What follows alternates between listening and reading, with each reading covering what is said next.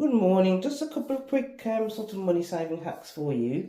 So I normally buy the 1 litre bubble baths. They work out cheaper for 100 mils than the 720 ml shower gel. And what I do is when I've got an empty shower gel bottle, I peel the label off. It comes off quite easily, and actually decant the bubble bath into the shower gel bottle. I mean, I do interchange shower gels and bubble baths. I use them as bubble bath shower gels, and also hand wash as well. So I will take the bubble bath and put it in a little container like this, and then you've got a coordinating scent for your shower gel, your bubble bath if you still want it, and your hand wash. I also discovered the other day was that the shampoo and conditioners, these big size, I think they're 700 mils, similar size to the big shower gels. And what I've done is I've taken the pump out of the shower gel when it's empty and put it into the shampoo bottle, and it makes it so much easier to dispense. But when you're trying to wash your hair in the bath or in the shower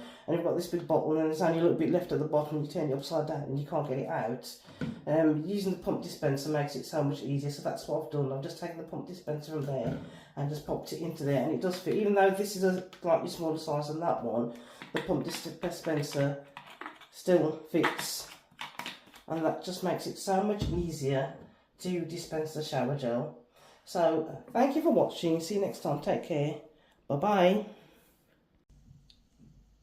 Hi, so back with another quick Avon hack for you. So when you get your body lotions in these tubes and you get to the bottom, you're squeezing and squeezing, nothing's coming out, and you throw them away, you think they're empty. They're not actually empty. What I start doing now is just cut them with a pair of scissors, and you'll find there's loads left actually in the bottom, and also when you cut it in this top half as well, there's still loads left in there. So I'm going to scrape it out with my finger and pop it in there, and you have at least another week's or so use of the product.